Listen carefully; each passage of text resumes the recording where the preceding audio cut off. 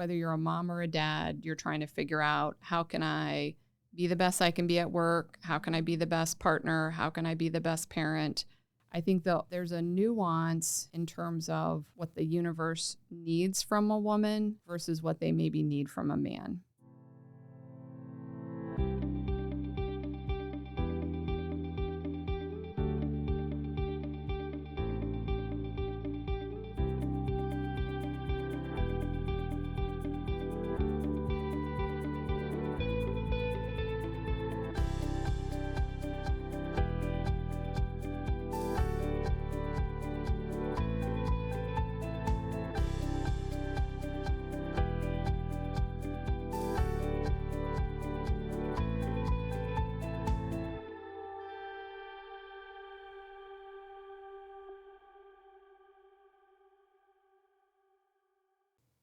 Rachel, so good to have you on the show. Thanks for coming. Thanks for having me. Yeah. So I've been wanting to have you join us. And as we launch a bit of a series on certain kinds of individuals in the workplace who have demonstrated exceptionalism, even defying the odds. And I mean, statistics show that minorities, women in the workforce, marginalized communities have more of a difficult road achieving.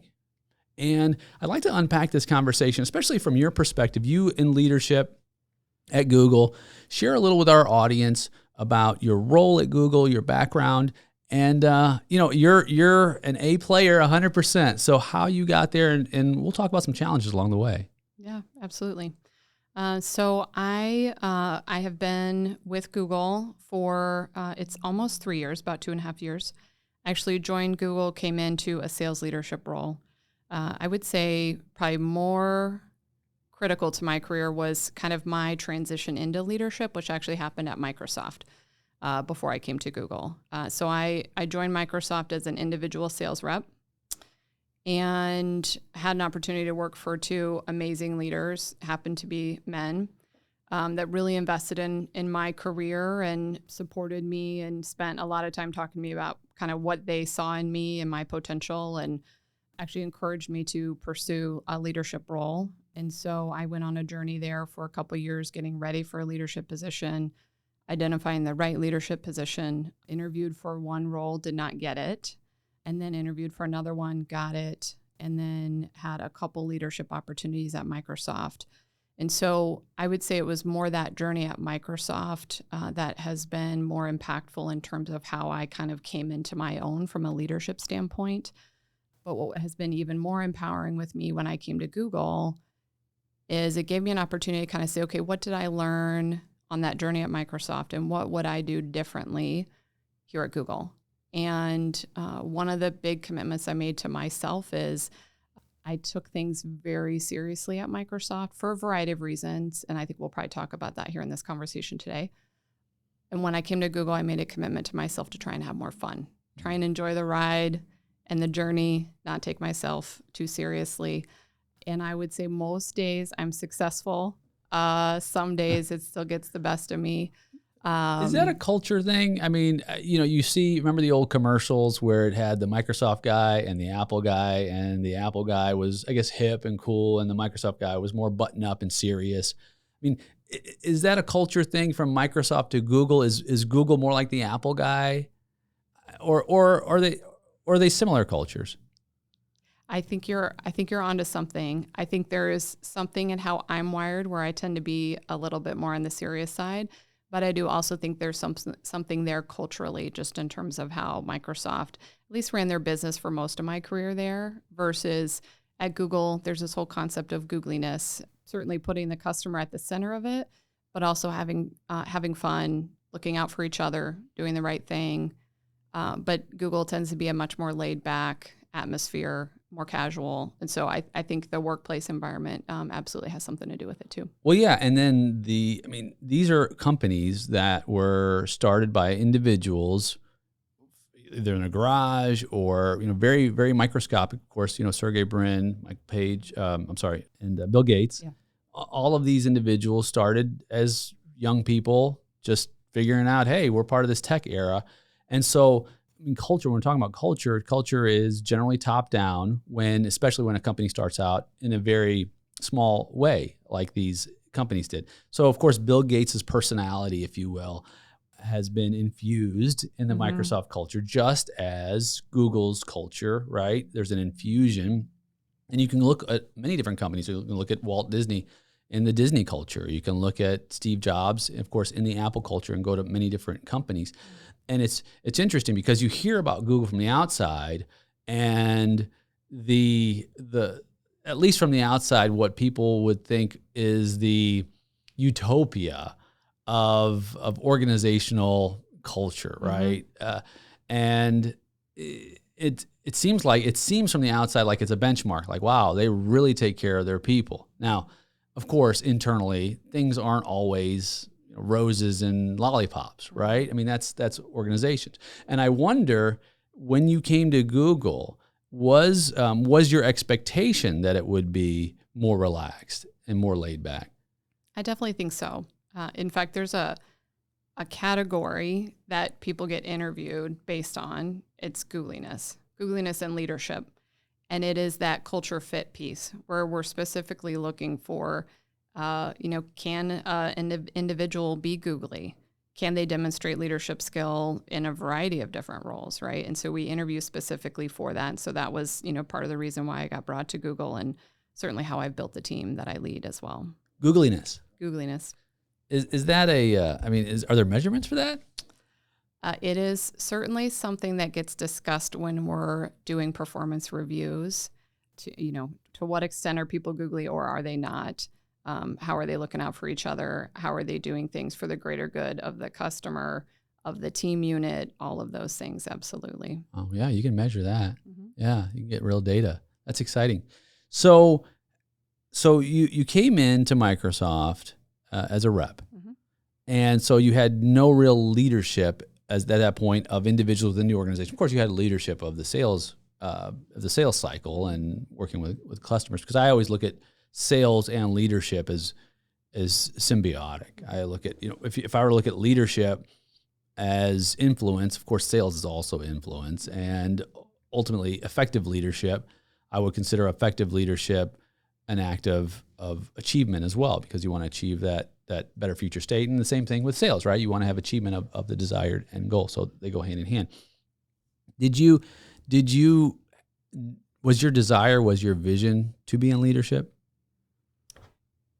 I don't think I had a desire initially to be in leadership. In my mind, leadership, especially in a sales organization, is about managing forecasts, managing to a spreadsheet, all of those things. I did have a life-changing event. I got pregnant with my first child, and I had a high-risk pregnancy, and I had to go on leave for an extended period of time. And then my son had a bunch of complications after he was born, and I needed a lot of flexibility to really be there for him. And I had an opportunity to work for 2 different male leaders through that time, and they did an amazing job supporting me and really being there for me through such a difficult time. And I think what I took from that experience was, gosh, if I can be a leader like that, if I can be a leader that really is there for an individual and helps them reach their full potential at work, but also supports them with what they need from a personal standpoint, if I can be that type of leader, then yes, I'm very much interested in that. Prior to that experience, I don't think I had ever had such a deep connection to a leader and seen how meaningful of an impact they can have on an individual and how motivating that person can be for an individual. And so that's when I started to think differently about maybe that is something that I would be interested in pursuing. And it was still a few years. I think it was 3 years after I had my oldest son that I ended up in a leadership position. So there was a little bit of a journey there, but yeah, wow, that's amazing. Has gender ever played a role in your ambition?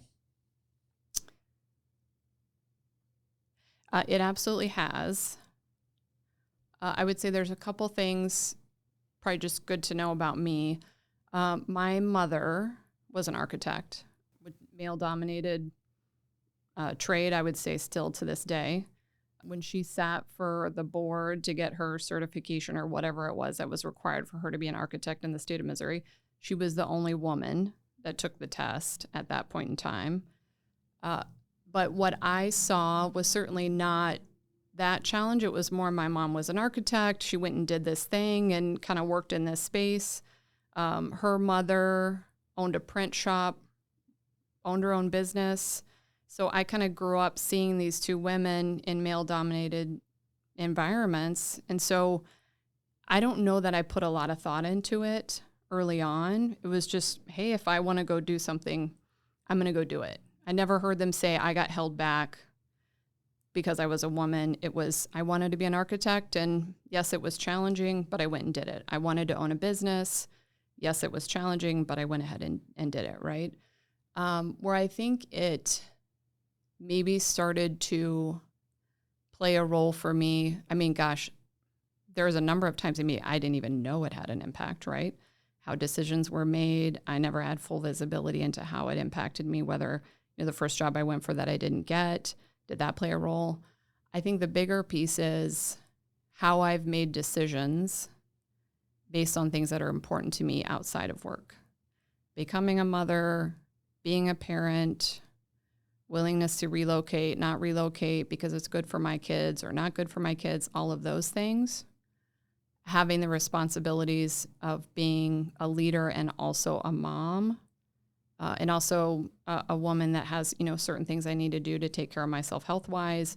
So I think it's probably more impacted just my decision-making than anything. But again, I'm sure there are things I don't have visibility into for how certain decisions have been made. Yeah.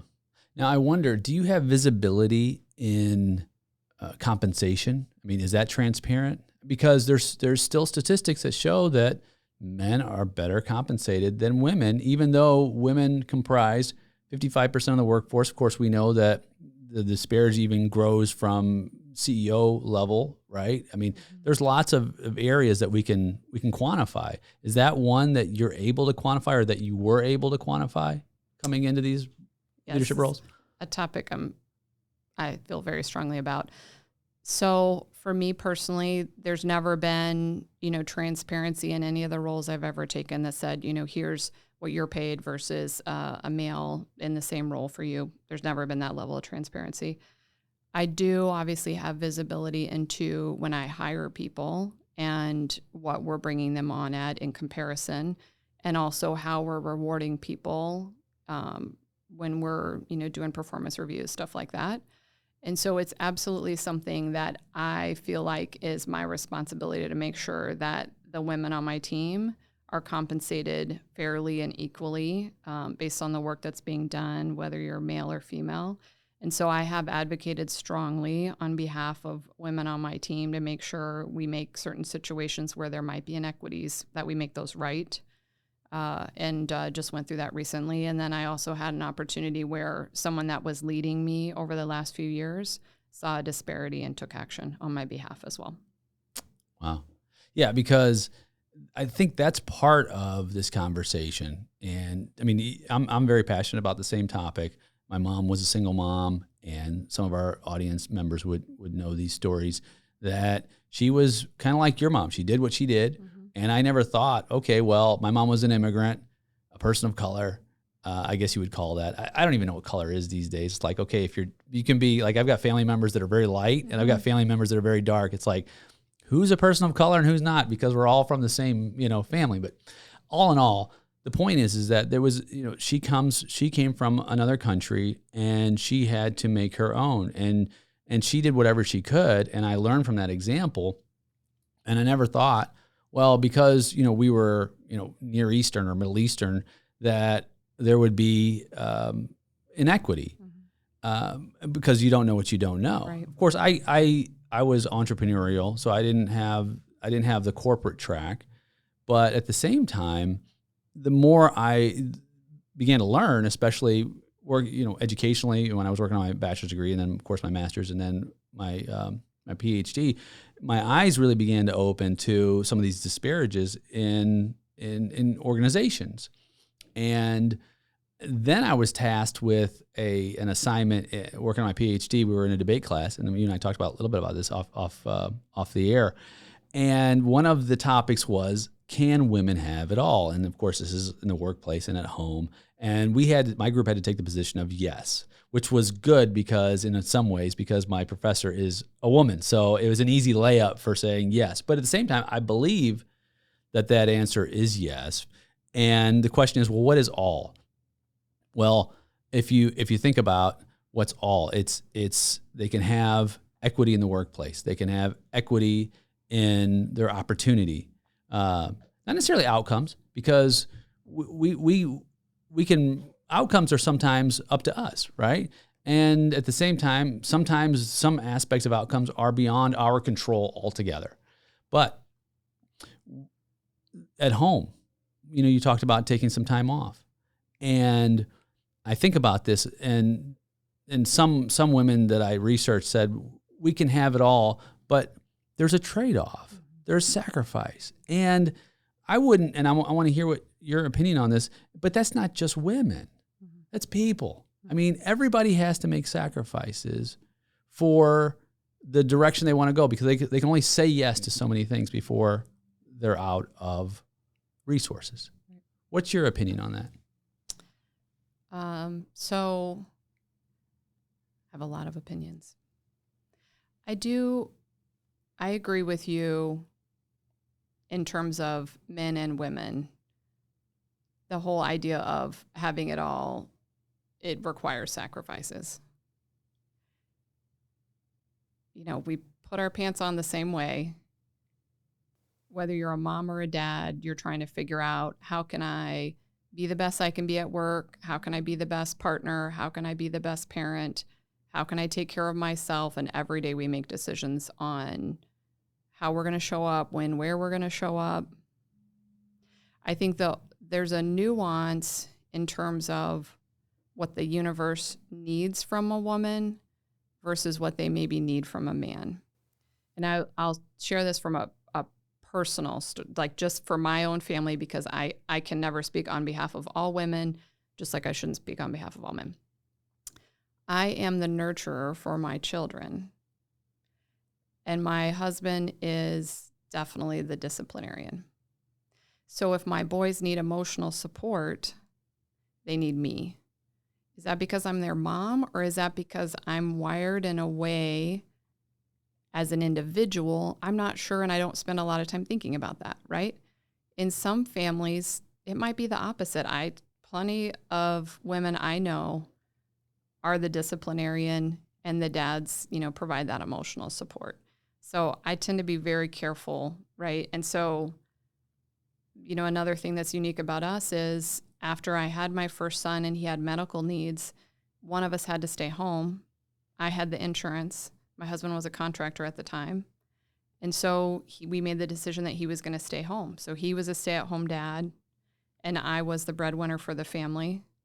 And so we had this really interesting thing where we could see, okay, he's the primary parent that's with the kids all the time for most of their lives.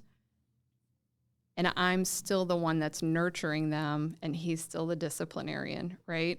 But again, how much of that is because we're women, men? I think it has more to do with personality, personally. Yeah, I think the lines are blurred. And I even think about culturally, from family to family, and even from culture to culture.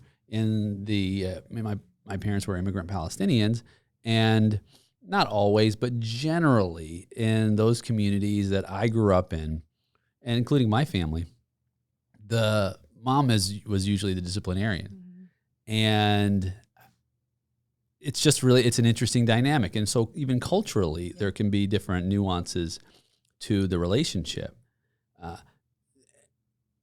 I wonder, though, how much of the sacrifices are expected of women, even today. Mm-hmm. And of course, you can only speak from your own experience or from statistics or research. But in your own experience, have you been asked to sacrifice because you're a woman, or have you been able to flourish? I have been able to flourish. I think primarily because as my career was on the rise, we made that decision as a family that my husband was going to stay home. I can't imagine how different my career would be if roles were reversed and I had decided to stay home, or maybe we had decided to tough it out and we both were going to continue to work. I don't think I could have progressed professionally that way. So I definitely think that had an impact on things. Yeah, for sure.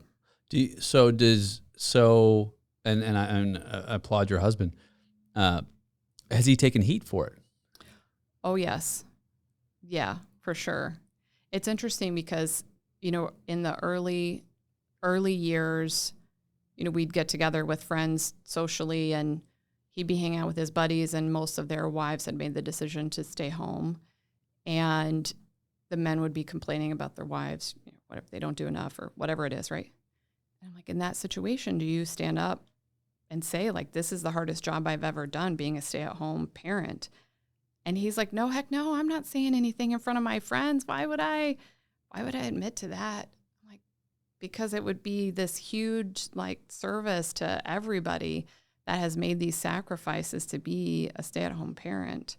It was really interesting, too, to watch kind of fast forward. He went back into the workforce in 2019 and how difficult it was, the judgments that were made against him to be a man that had been a stay-at-home parent for 9 years. And people could not get their mind around, you made a decision to stay at home. It was like they didn't trust him or believe in him, and how could you possibly re-enter the workforce? So it was just interesting to see how differently that's handled. Now, for women that are stay-at-home parent and they're trying to re-enter the workforce, it's hard too. And so both my husband and I have made personal commitments. If we ever have the opportunity to give somebody a chance to re-enter the workforce, male or female, we're going to go to bat and advocate on behalf of them because we feel so strongly about just the experience he had and how important that work is to have somebody be at home with your kids if you have the ability to do it. Agreed. Yeah. I remember my family had COVID and I stayed at home for a couple of weeks to take care of them. And I always knew it was a tough job, but until you experience it, it's rewarding. It is very difficult. And it's not the kind of work that you can just take lunch or just clear your calendar for the day. I mean, it's easy to go on my Google Calendar if I just need a day to just chill. Like, you can't do that with kids. Never, ever. You don't get a break. They're relentless. Every day is Groundhog Day. Yes, they're coming back. Yeah. They need to be fed, watered, kept alive, all of those things, yes. And how have they, of course, they never knew anything different. How have they responded to mom working and dad staying at home? It's been tough. I think what has been more challenging for kind of our arrangement and how we've chosen is more kind of the outside situation, the neighborhood we live in, the schools they go to, decisions the other parents have made. I think it was, kind of midway through elementary school, one of the boys came home one day and like, I don't understand why dad is a stay-at-home parent. Everybody else's mom stays home, and why can't you do that? And so I explained, well, we made this decision. Well, then how about dad goes back to work and you stop working? And it was a very difficult conversation to try and explain to a kid who's like, I just want my mom available to me when I get off school, or to be the one that comes to get me when I'm sick, kind of back to that nurturing piece. Like I wasn't available to them at some really critical times when they needed me. And yes, dad was there, but it's not quite the same. But that was the only conversation I had with the boys ever that was really difficult about it.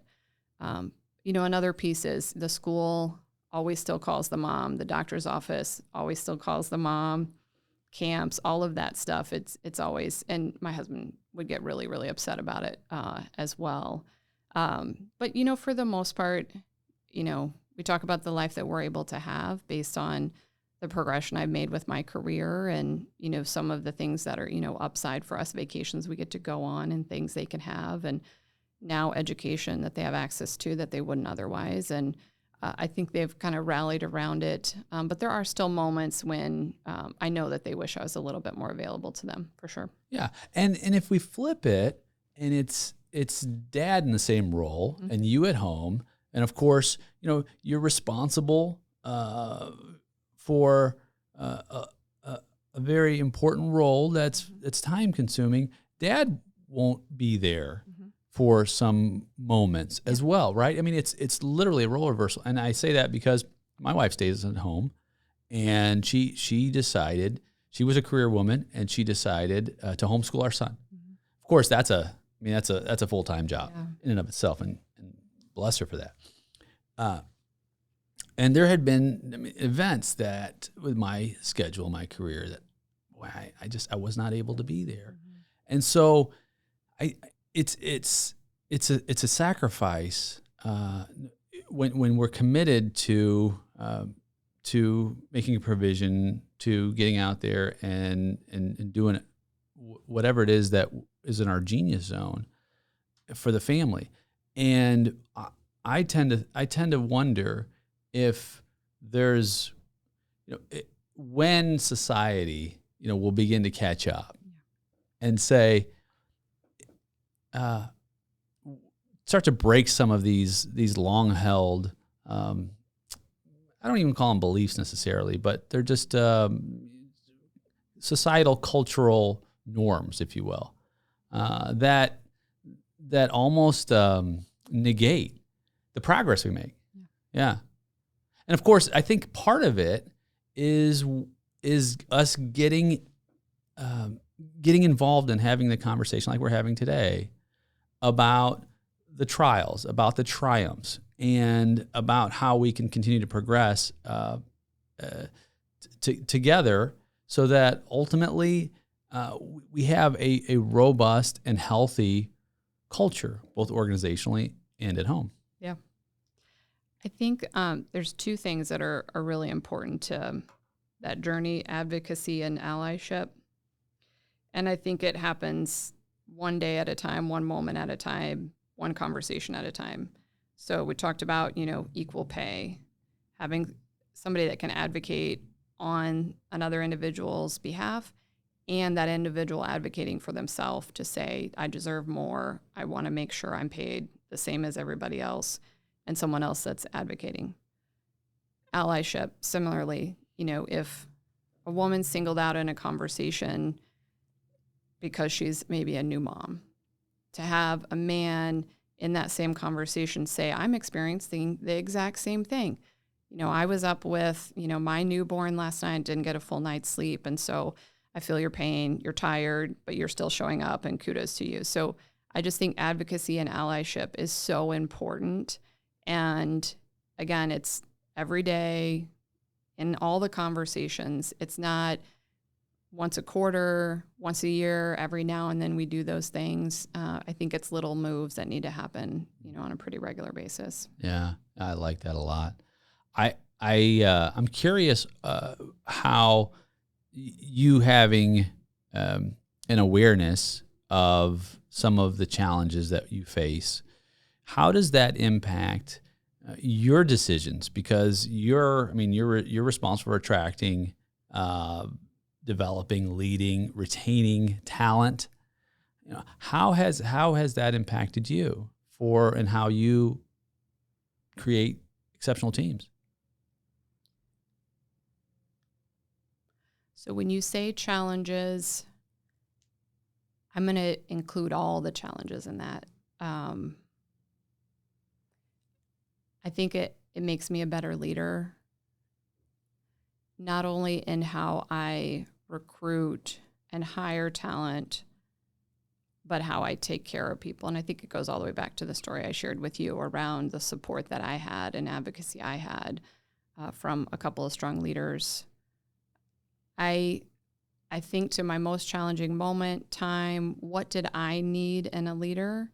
And I feel a strong sense of obligation and responsibility to show up that way. Again, when I'm thinking about building the team, adding a new member to the team, how will that individual contribute to the culture of the entire team? But then also, how do I take care of that individual so they feel like they can do their best work? that to me is my calling. That's what I'm here for. And so I think what the challenges have helped with is that human connection, the empathy, and putting that first in all of my interactions. When you lead a sales organization, it's almost kind of the opposite. So the expectation is you're running a business and you start with that. And as I shared earlier, I don't want that job. That's the outcome. That's the output from building the right team, supporting them appropriately as a human being, and then the outcomes will come, right? But it all starts with hiring the right people, taking care of them, and then we'll go do amazing things from a business standpoint. Everybody I hire, they have challenges they're going through, they've been through. And so that's why it's, what do you need from me today? How can I best support you? How can I help? And most importantly, what all is going on in your life? And then how can we make the most of the time we've got to go drive the business results we need to? Yeah. Yeah. I like that because all that's going on in your life, I used to be, and to this day, we use the term work-life balance, right? And I even remember when I was pulling up the paper I had written on the Can Women Have It All in preparation for our time together, at the very bottom I said balance is the key. And of course, this is several years ago. And of course, we continue to grow and learn and discover. And I've changed my perspective on that because I realize that I don't think balance is an option, because balance means, and of course we're talking about equality. Of course, that's a different kind of equality. And we're just talking about equal time generally, or equal investment. And sometimes I've got to work a lot harder at the office. Sometimes I get to play a lot more. And there's no way for me to have some kind of a scale to where I balance it. Or do I balance my Google Calendar every month like a checkbook? No. So I've really started to change my vernacular, my language, to harmonizing my life. It's a harmony rather than a balance, because you can have, just like in a symphony, you can have some instruments that are playing longer than others, but it can still be a harmony, not only a harmony, but a masterpiece when it's orchestrated highly effectively. And so I wonder in your own leadership, because for me, I'm a huge fan of transformational and servant leadership models. And of course, you touched on some aspects of the servant leader, which empathy is essential to servant leadership. When we're empathetic, we are in a position to first listen and truly listen, where we listen. If of course if we're on a Zoom or a call or face in person, we can listen to body language, right? We can also listen to ourselves and our own language that we're putting off by how we're giving a person undivided attention or not, right? I mean, there's all kinds of ways that we can show serving and leadership by listening, because if we can't truly listen, how can we ever be empathetic to the situation? And then moving to the next step of helping to heal, helping to be whole, helping the individual, again, you had mentioned in the workplace, to do your best possible work, right? But it's a holistic approach. It is. It really is. And I agree with you. I don't think there will ever be balance, because again, that means it's imperfect balance, and I don't think it ever will be. I'll be, right now I'm working longer days. We're looking to onboard a couple new customers, and once we get them onboarded, then there's still going to be some commitments to them. So we're just trying to kind of have an expectation conversation at home, and also for self-care, not only for me, but for my teams that are working with these customers. Hey, it's going to be really intense next few months. So if you have things that are really important that you need me to be a part of, or if you have a conversation you really need to be a part of, here's when I'm going to be best available, or here's how best to approach it, so that, there's just an openness and conversation that they know it's going to be intense. Now we have a vacation coming in August. And they'll have my full undivided attention. So we kind of have that on the other end. Hey, it's going to be really intense for a few months. And then we're going to go on this vacation together, and you'll have my undivided attention there.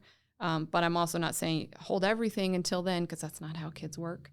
But it's also an important conversation I'm having with my teams that are working to onboard these customers, which is, are you taking the time you need to get outdoors, go for a walk, whatever the things are, feed yourself, hydrate yourself, get to the doctor's appointments you need to get to, all of those things, because if they're not taking care of themselves, then there's nobody to do that work, right?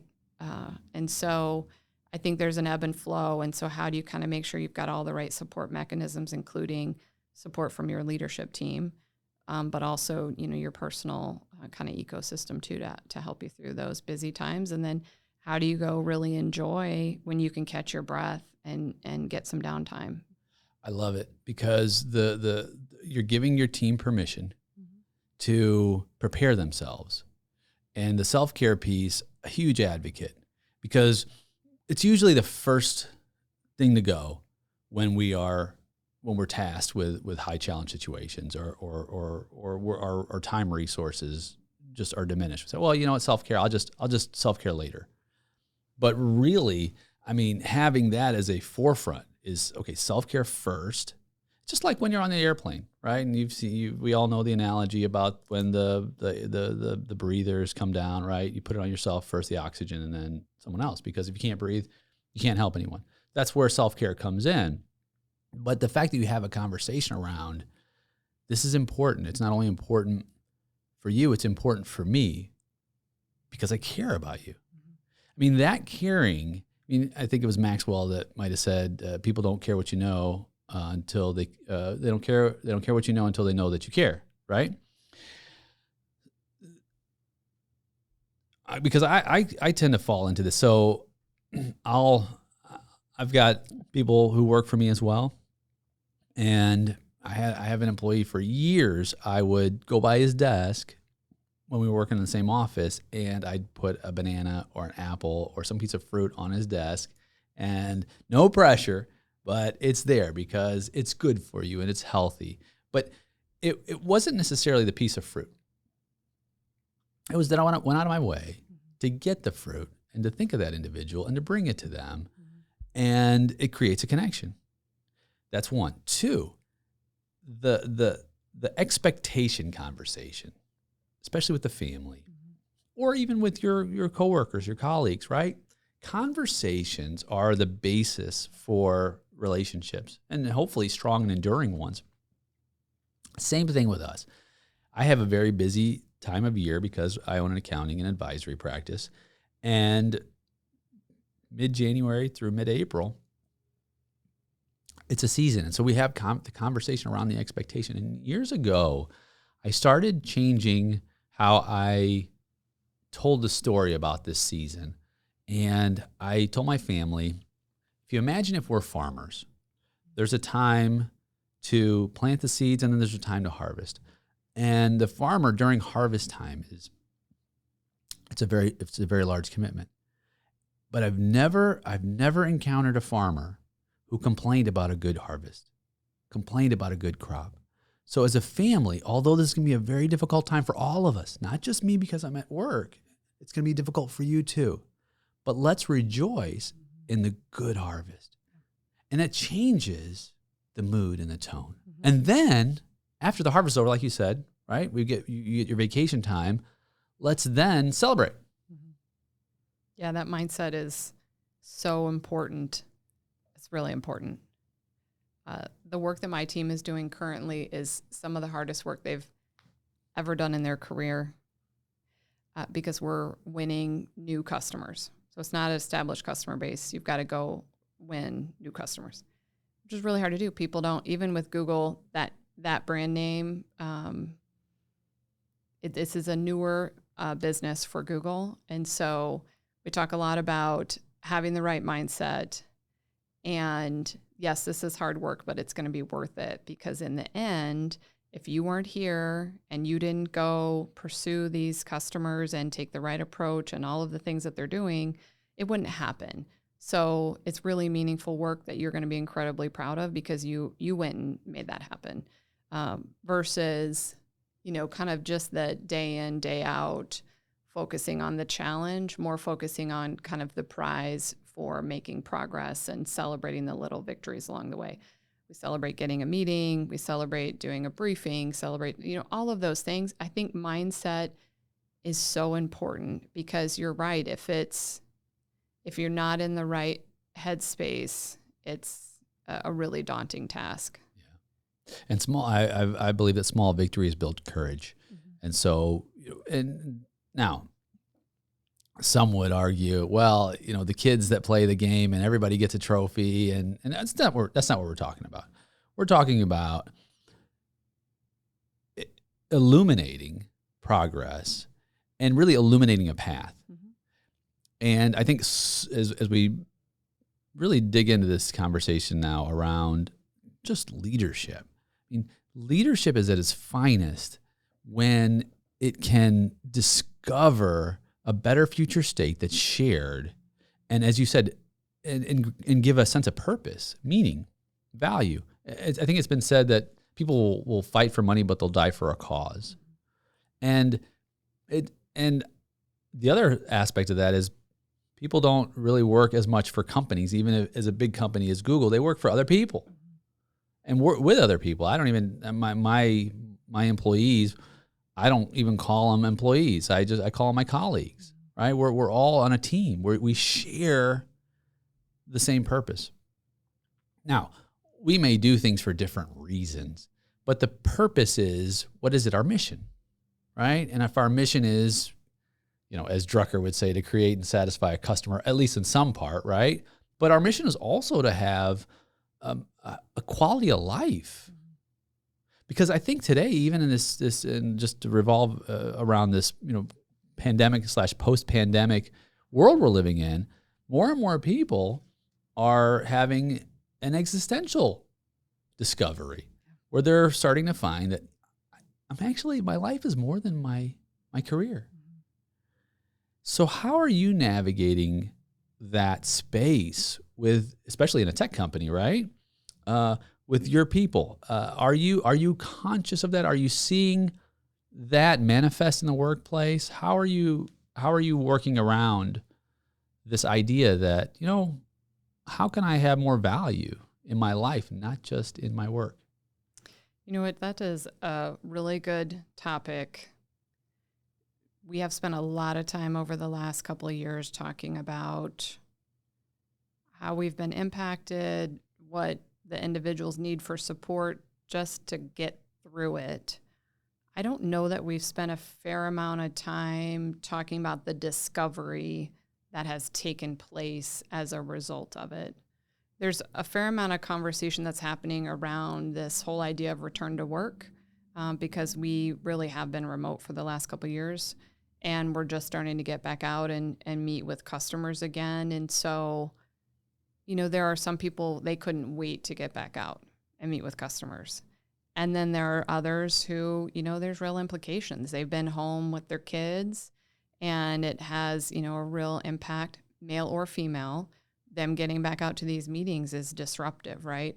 But I don't know that I've really spent, and that's something I really need to reflect on, just that human piece.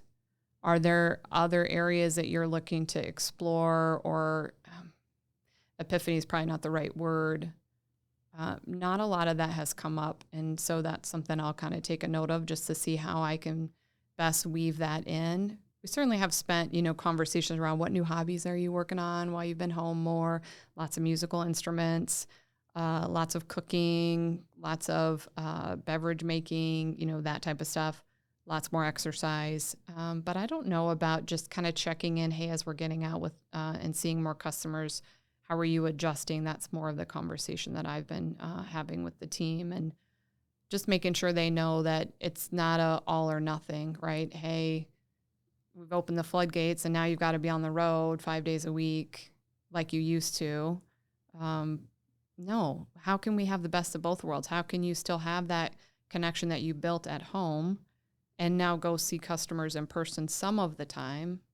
That's, I think, the biggest takeaway for us as a team. Yeah, and I think that's part of the discovery process, because discovery involves the conversation, and having a conversation, communicating is an exchange, right? So it is asking more questions and listening for answers. And I really appreciate that idea of reflection rather than deflection, right? So reflecting on these bigger conversations around how I can best serve my team so that they can flourish now more than ever.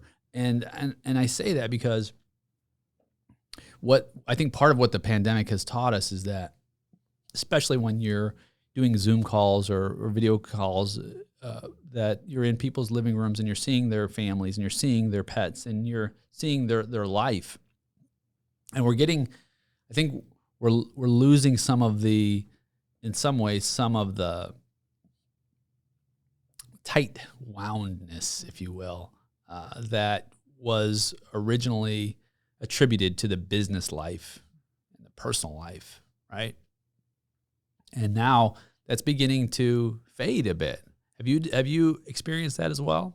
Yeah, absolutely. I mean, the human connection, I think, is a critical part of doing sales. There's certainly, we call it the technical win. You have to be able to prove you've got the capability to support the customer you're working with. But there's an opportunity to enjoy the company, enjoy the environment you're creating, the culture of working together with another business, and that human-to-human connection. And so finding any opportunity you can, to your point of kind of seeing into someone's home, gosh, I had no idea we went to the same school, or I see a guitar, do you play? All of those things. And I really hope that continues into kind of as we return back in person, that element continues and we still invest that time in keeping those human connections, but also that we keep the levity too, because I think it can be really helpful. Otherwise, the work we do can seem really heavy and intense if we don't, bring those lighter moments to those interactions, for sure. Yeah, I've got a colleague who is our comedian of the office and brings that levity to sometimes very tense environments, right? When you're working very stressful kind of work. And I was just having a conversation around humor and how humor can be a point of vulnerability in the workplace. And of course, appropriate humor. I always tell my staff, this is a rated G environment. Yeah. PG, we can go PG, but we can't go any further than that because there's an expectation. Plus, it's top down, and that's my philosophy to keep decorum in some ways. But at the same time, you can still have lots of fun in that way. And what I found is that when we can introduce some lightheartedness into these situations, it can temper and help us even, I think, reach even higher ground together. Do you when you're interviewing, because you do interviewing, is that correct? That's correct. When you interview, are you conscious of humor? I mean, I know because we know interviewees are usually, not always, but usually nervous in some ways if they really want the position, and not always the case, right? Mm-hmm. How do you conduct those kind of interviews? So there's a couple things. One, I think as a leader, the words we use tend to carry more weight or tend to be a little bit heavier. And also, if we can make ourselves vulnerable in a situation like an interview where somebody else is uncomfortable, make light of something, find some way to, bring humor to how I'm showing up, how I'm dressed, or, something that happened coming into the conversation, something like that, so they can just take a deep breath. Okay, this is just another, human being I'm talking to. I also tend to open up with, what questions do you have for me? What would you like to know about me? Just kind of opening questions where it gets me talking first so they can hear from me versus launching right into, we have a very specific interview process we go through, and the questions and the note-taking, it can be very intense. So if you go right into that, I know there needs to be some type of connection to kind of disarm and calm the candidate. Even the best candidate, in all of the best candidates need that kind of soft open. And also too, just to realize I'm just a person sitting across from them, wanting to get to know them. And we have just as much to gain from them coming to Google as vice versa, right? So we need to make sure that they're getting what they need from the conversation, not just me as the person that's doing the interview. Yeah.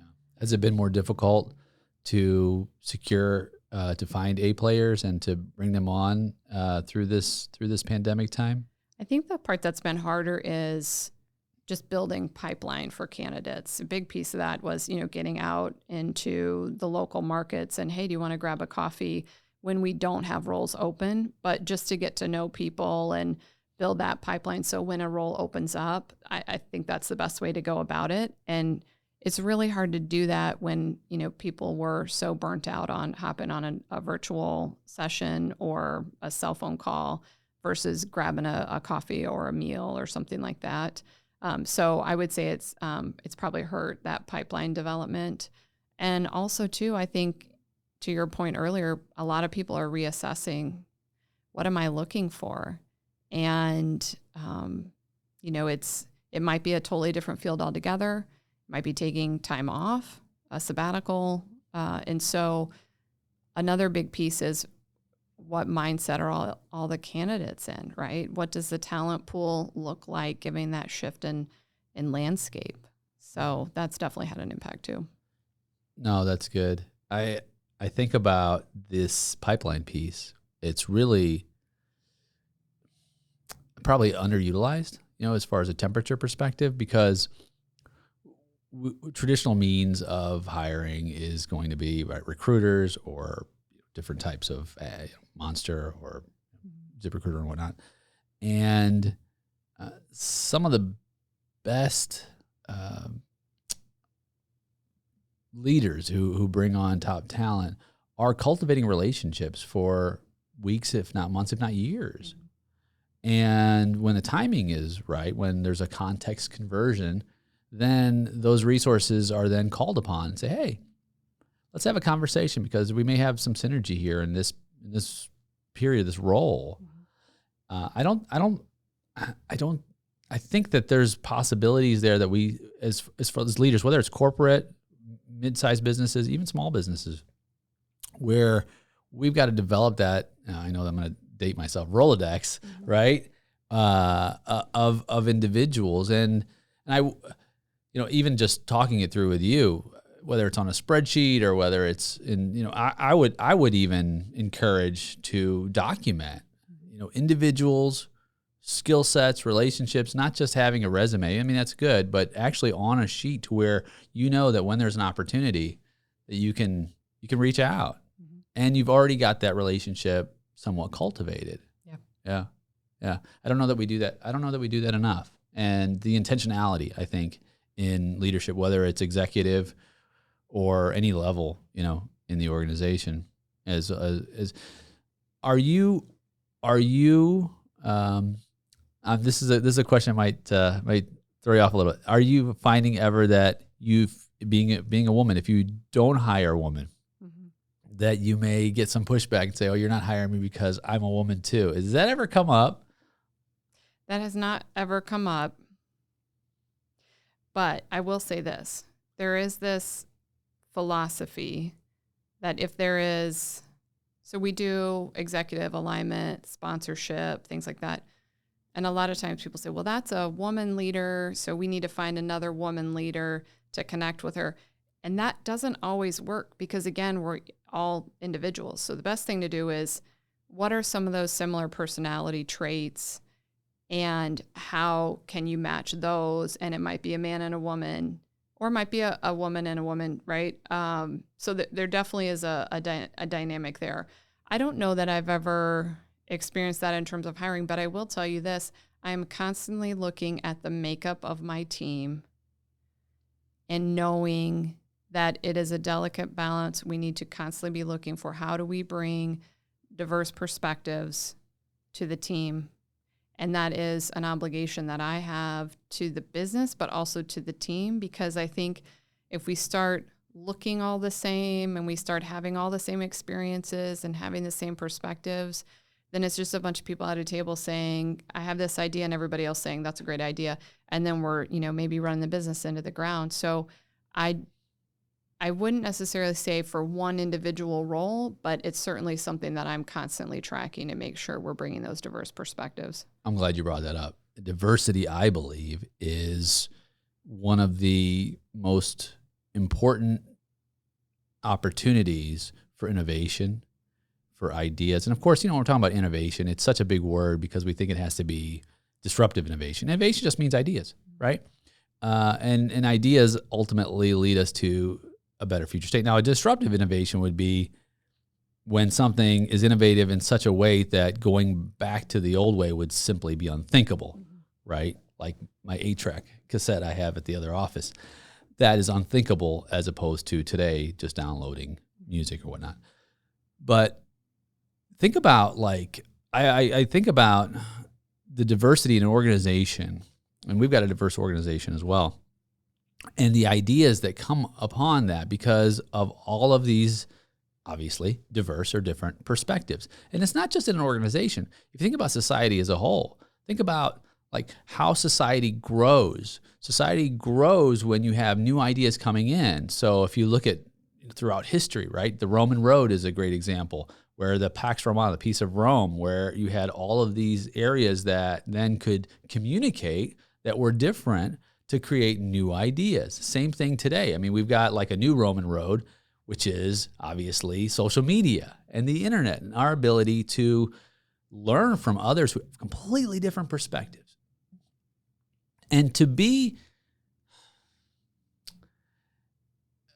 open in such a way that we can change, not to be stuck in old ways that perhaps are antiquated and don't lead us to progress. I mean, that to me is exciting. It's an exciting future when we can do that. So how in your team do you cultivate that?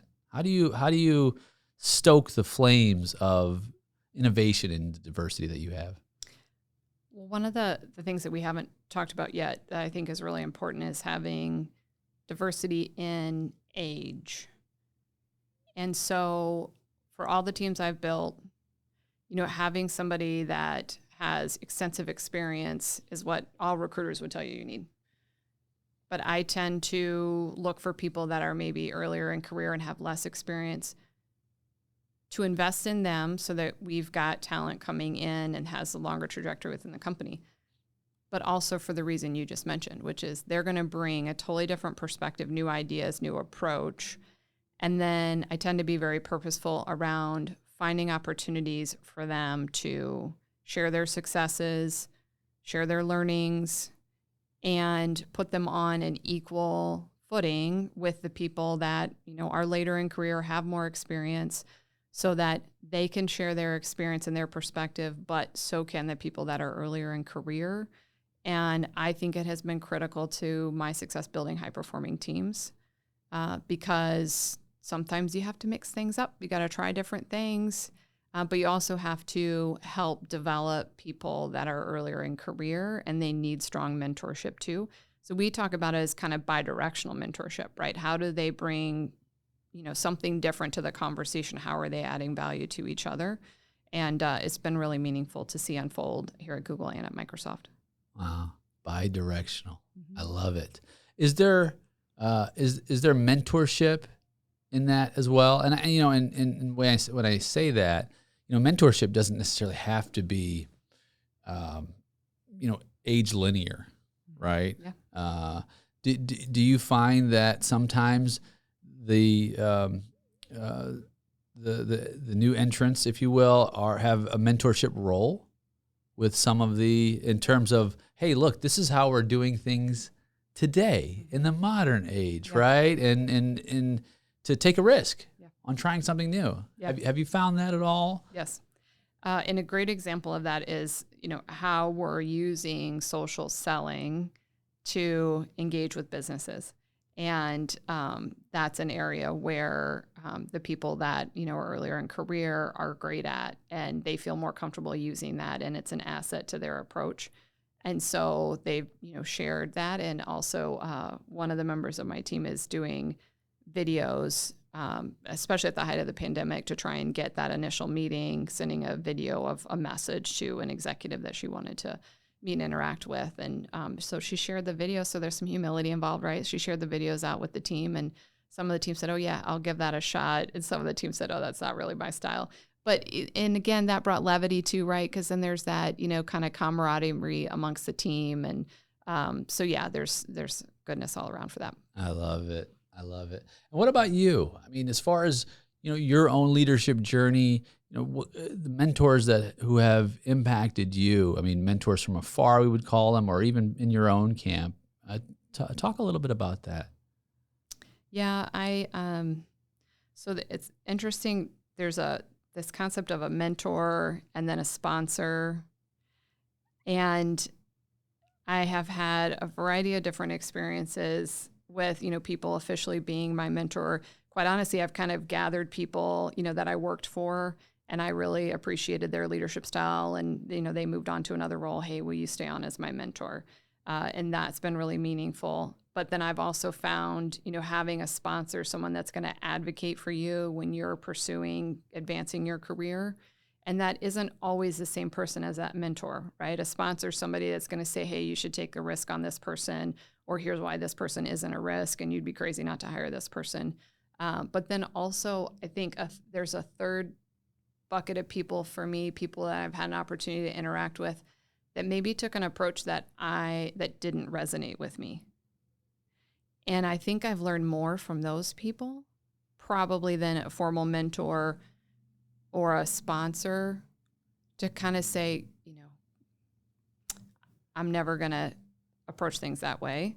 And I think it's kind of that pool of people that have probably been most impactful for me, or even just somewhere on my journey, maybe gaining that perspective of, oh, now I understand why that person approached things the way that they did. And I think that's been the most enlightening kind of group of people for me. Well, I think that's important too, because sometimes we only look toward the sage and say they're the only ones that can really teach me anything. But that's not always the case, because we can look at the foibles and the areas that we realize are areas of opportunity for others, and understand where we can make adjustments and not go down that road because it doesn't suit me and my mission, my purpose, and my legacy in a way that I would be proud of and happy about. And so I think it's really important that you bring that up, because we are lifelong learners and constantly taking in stimuli, and that's part of leadership. Leadership is a constant learning journey and adding to the playbook as you move forward. As we begin to close, I can't believe we've been talking for an hour long now. It just feels like it's just a few minutes. Yes. I'd like to just close with just some introspection. One day, you're going to be on that great summit, that very top of the mountain, end of the journey, and you'll be able to look back at the time that you were given along the way. What is it that you would like people to be able to remember you by? There's a few things. I think a lot about being kind and being fair, but I think ultimately, will I have made someone better because I was in their life? Did I put them in a better position to be successful, enjoy their role in whatever role they were in when we crossed paths? And so, really making a difference for the individual. Again, business outcomes are given. There's an expectation where, I will have always delivered or exceeded expectations. And so I don't really want to be measured on that, because that's a given. I would like my legacy to be that I looked out for the people that I was responsible for, and that I challenged them to be the best that they could possibly be. I think that's the most important thing for me. And that I was kind and fair. I'm going to challenge them, right? But that's, I think, good, where you've built that trust, who've demonstrated empathy, and then challenge them to be the best that they can be. Well, Rachel, you are on your way. Thank you so much for joining me. This has been a treat. I got to have you back because we're just scratching the surface. No, there's still lots more to talk about. So much to talk about. I would love to have you back and visit with me and help people on their journey, as they're called, to leadership. Thanks for being here. Thanks for having me.